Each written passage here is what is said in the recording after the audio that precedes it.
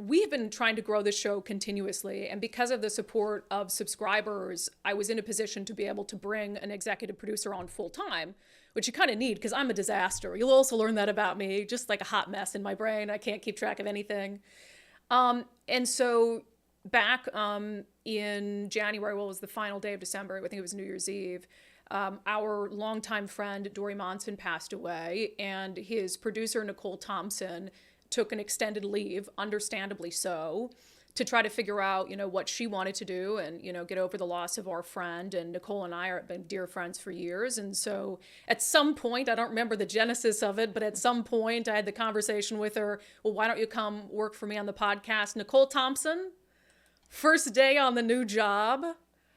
I get asked, and I have frequently over the last few months, how you're doing. So how are you doing? I'm doing great now. Yeah. I've taken a little bit of time to reset. I went on a big trip, which I had pre-planned, and it was a good reset for me. And so I'm very appreciative of you giving me this opportunity. And I'm also so appreciative of the listeners who have been so kind and so supportive and kind of patient, waiting to see what I was going to do next. And I'm so appreciative of all the support. And I'm happy to be here. Yeah. And just so people know, if they weren't, because I think I probably have some viewers and listeners who never listened to Dori's show. But I mean, when Dori passed away, that was the most listened to local talk radio show in the country. And so I think you had a significant role in that. And people knew him for being like a watchdog of government. And that's not the stated mission of this show, but I do think being a watchdog of government is important in order to bridge political divides, because we all have to have high expectations of people who serve us. Mm-hmm. And I think the pattern we've gotten into as a country is I have high expectations of the other party. Mm-hmm. Like my party, I'll let them get away with whatever the hell they want to get away with.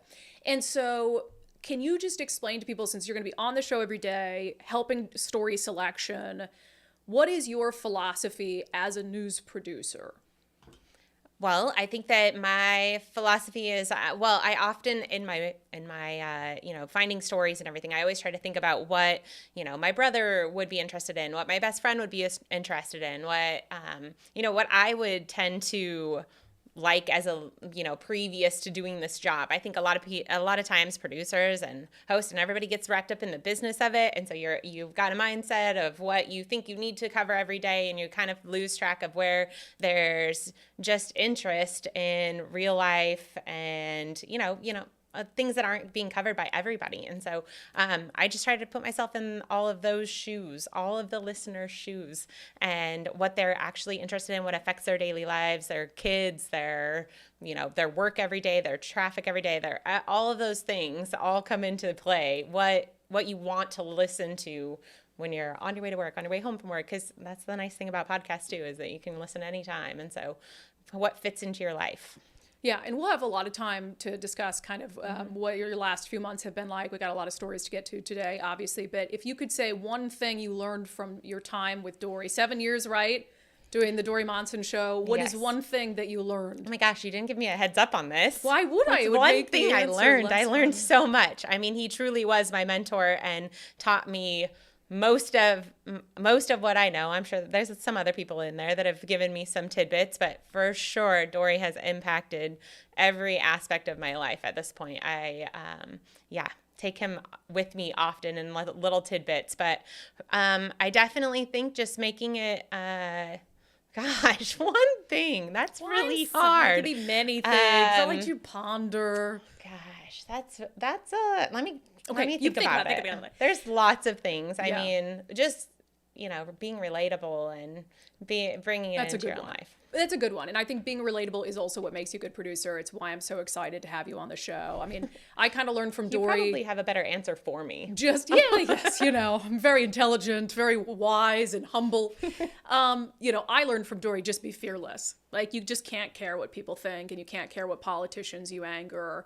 And so maybe I got that, harder side of Dori, and you got his soft, relatable side. I did definitely get a lot of fun. It was the most fun. And Yeah. I miss it. We miss him. But and I'm excited for this opportunity, and I think he'd be proud of both of us. I think he would too. And it's funny. I'll just tell this story, even though it's super awkward. And you're going to be like, Brandi, don't tell that story. I don't know.